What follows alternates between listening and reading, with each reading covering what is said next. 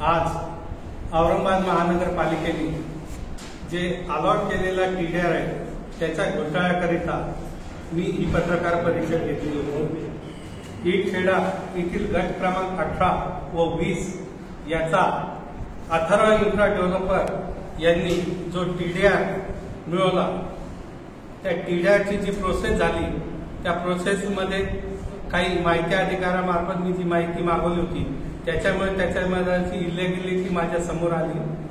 2012ला हक्क सोड करून महानगरपालिकेच्या ताब्यात विकास बाधित रस्ता देण्यात आलेला होता। त्याच्या अंतर्गत त्यांना काही जागा ते स्वतः तिथे एफएसआय म्हणून वापरणार होते आणि त्याच्यापैकी फक्त 4870.74 चौरस मीटर जागेचं त्यांना मोबदला घेणार असं त्यांनी हक्क सोड करून दिलेलं होतं।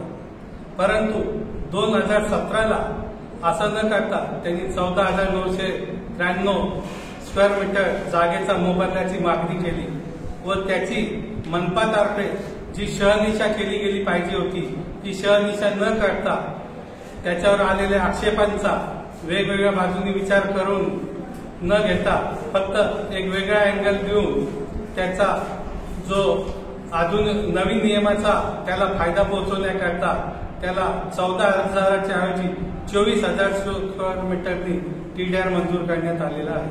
या टीडीआर मंजुरी करता त्यावेळेचे जयंत खरवडकर साहेब व त्यांच्याबरोबरचे तत्कालीन जे काही अधिकारी वर्ग असतील त्यांनी त्यांच्या कर्तव्यात कसूर केला असा माझा आरोप असून त्याच्या मागे मोठ्या पैशाचा व्यवहार झाला असेल।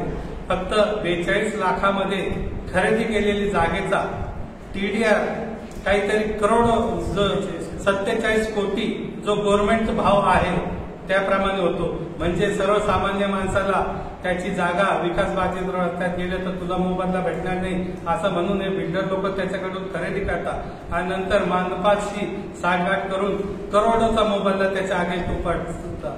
सर्वसामान्याला त्याची माहिती नाही, सर्वसामान्यांना जनजागृती व्हावी व म्हाडा योजनेचा सुद्धा सर्वसामान्यांना हे मोठे बिल्डर फायदा पोहोचून देत नाही त्याच्याकरता मी ही पत्रकार परिषद घेतली।